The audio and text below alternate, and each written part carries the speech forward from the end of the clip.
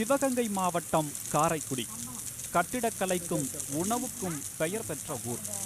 செம்மண், களிமண், உலர்மண் என செட்டிநாட்டின் ஊருக்கு ஏற்ப மண் வகை மாறினாலும் அநேக இடங்களில் இருப்பது செம்மண் கலந்த சரளை மண்தான்.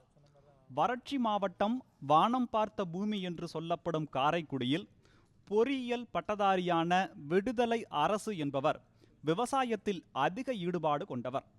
தனது தரிசு நிலம் 2 ஏக்கரை விளைநிலமாக மாற்றி அதில் 85 சென்ட் நிலத்தில் காரைக்குடியின் சரளைமண் பகுதியில் பன்னீர் திராட்சையை முதலாக பயிரிட்டு முதல் விவசாயத்திலேயே முப்போக திராட்சை விளைச்சலை எட்டியிருக்கிறார். 8 மாதத்திற்கு பிறகு காய்ப்புக்கு வரும் திராட்சை இங்கு உள்ள செடிகளில் 6 மாதத்தில் திராட்சை காய்த்து குலுங்குகிறது.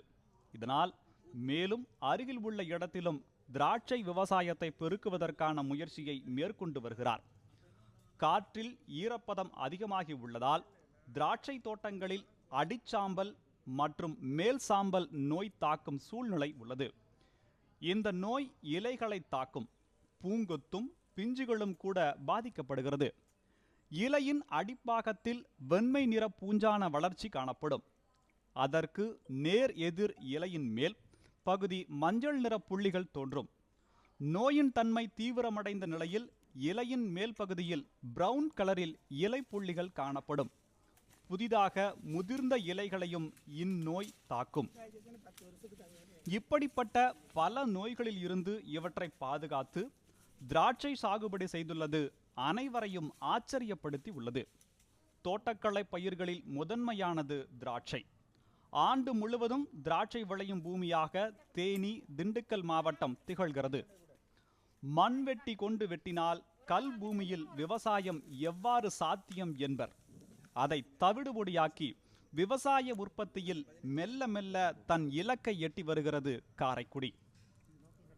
இந்த தோட்டத்தில் வந்து முதல்ல ஒரு 12 செடி வீட்டுக்காக வாங்கிட்டு வந்து நான் நடவு பண்ணி பார்த்ததில் நல்ல ஒரு மகசூல் கிடைச்சிது. சரி, ஏன் இதை நம்ம பெரிய லெவலில் பண்ணக்கூடாது அப்படிங்கிறக்காண்டி 1 ஏக்கர் பரப்பளவில் இதை நான் செய்கிறதுக்கு முதல்ல ஆர்வம் பண்ணோம். முதல்ல இந்த கண்ணினுடைய நாற்றுக்களை வந்து திண்டுக்கல் பகுதியில் இருக்கக்கூடிய இடங்கள்லையும் தேனிலையும் நாங்கள் 2 குச்சிகள் வாங்கிட்டு வந்து நடவு பண்ணோம்.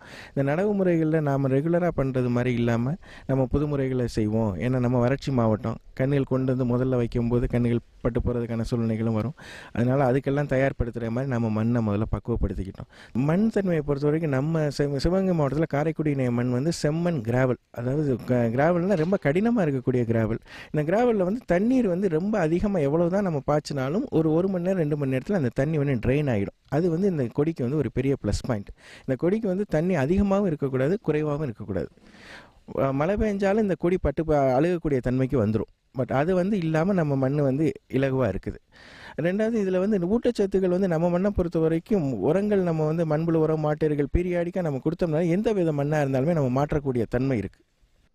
திராட்சை பழம் சாப்பிடுவதால் உடலுக்கு பல நன்மைகள் ஏற்படுகின்றன. இதில் வைட்டமின் B1, B2, C மற்றும் இரும்பு சத்து, பாஸ்பரஸ் சத்து ஆகியவை உள்ளன. இரத்த சோகை, மலச்சிக்கல், ஜீரண கோளாறு, களை போக்கும் மருந்தாக திராட்சை உள்ளது. இதய நோய்க்கும் நல்ல மருந்தாகும். திராட்சையில் இருந்துதான் சிகப்பு ஒயின் தயாரிக்கப்படுவது குறிப்பிடத்தக்கது. காரைக்குடியில் தண்ணீர் சுவையாக இருப்பதால் இங்கு விளையும் திராட்சையும் அதிக இனிப்பு சுவை கொண்டதாக விளங்குகிறது.